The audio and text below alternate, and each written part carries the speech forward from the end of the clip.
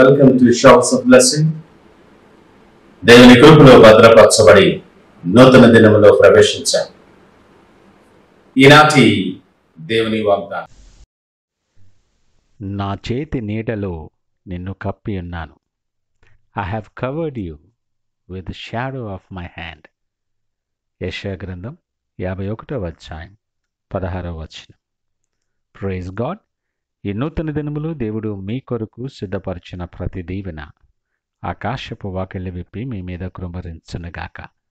మరి ఒక నూతన దినాన్ని ఆరంభిస్తున్న నేపథ్యంలో ప్రేమ కలిగిన వాగ్దానము ద్వారా దేవుడు మనల్ని బలపరుస్తూ ఉన్నాడు.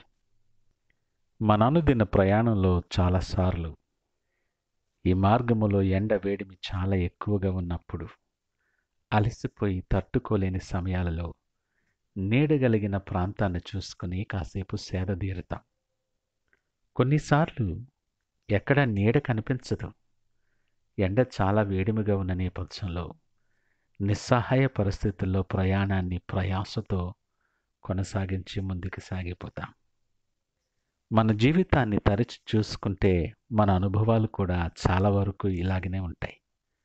సమాధానం దొరకని ప్రశ్నలు, పరిష్కారము తట్టనటువంటి సమస్యలు, గమ్యము తెలియని మార్గాలు, సహనాన్ని పరీక్షించే పరిస్థితులు, మనలను కృంగదీసి ఆయాసపరుస్తున్నప్పుడు మనకు అనిపిస్తుంది వీటన్నిటికీ కాస్త దూరంగా జరిగి నెమ్మది కలిగి నీడలో ఉండాలని ఆశపడతాం. అలసపోయిన ప్రాణం కూడా సేదతీరాలని కోరుకుంటుంది. ఈ మాటలు వింటున్న ప్రియ దేవుని జనాంగమా, నీ అనుభవాల్లో తరచూ ఇలాంటి పరిస్థితులతో సతమతమవుతున్నావేమో. అనేకసార్లు సహనాన్ని పరీక్షించే పరిస్థితులు దాటుకొని సమాధానం దొరకని ప్రశ్నలతో సతమతమవుతూ కృంగిపోయి నిస్సహాయ పరిస్థితుల్లో ఏంటి నా ముందడుగు ఎలా అని ఆలోచిస్తున్నావేమో. నిన్ను ప్రేమించే దేవుడు నిన్ను చూస్తున్నాడు.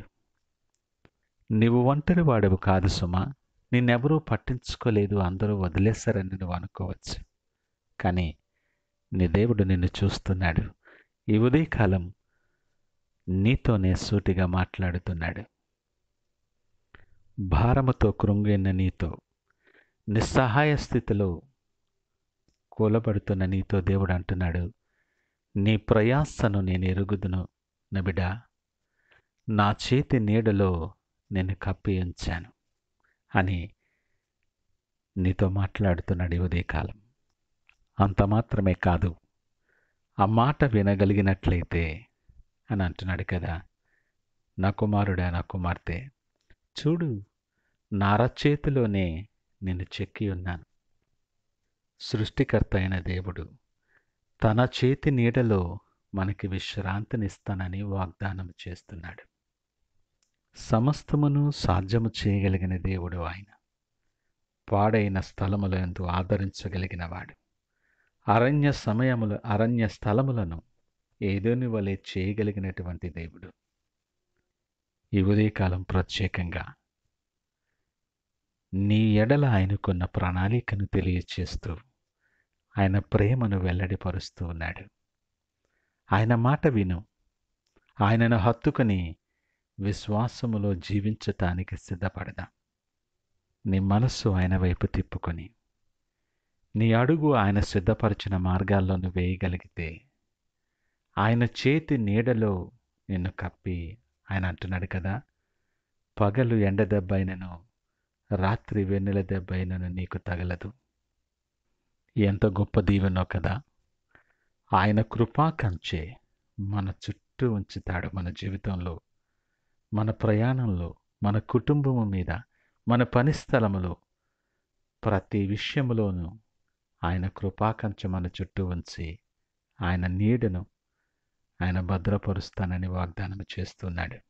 ఈ మాటలు వింటున్న ప్రియదేవుని జనాంగమా, నీవెవరివైనా, నీ పరిస్థితి ఏదైనా నువ్వు భయపడకు, దిగులు చెందకు. నిత్యుడగు తండ్రి నీతో పాటు ఉన్నాడు. సైన్యములకు అధిపతియగు యెహోవా యొక్క రక్షణ నీ చుట్టూ ఉన్నది. నీ ప్రతి అడుగు ఆయన చూస్తున్నాడు. నీ అడుగు తడబడనివ్వదు, నీ పాదము తొట్రులనివ్వడు ఆయన. శత్రువు బలమంతటి మీద నీకు అధికారం అనుగ్రహించి నీ సరిహద్దులలో సమాధానం కలుగు చేయే దేవుడు. ఉదయకాలం ఈ నూతన దినాన్ని ఆరంభించే నేపథ్యంలో నీ పరిస్థితిని ప్రయాస వైపు చూడకుండా ఆయన అరచేతిలో నిన్ను కప్పి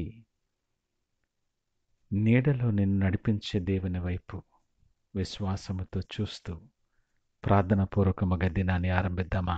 ప్రార్థించుకుందాం. మహోన్నతుడు, నమ్మకమైన మా యేసయ్యా స్తోత్రాలు. ఉదయకాలం నీ వాగ్దానము ద్వారా మమ్మల్ని ఎంతో ఆదరణ కలిగించావు.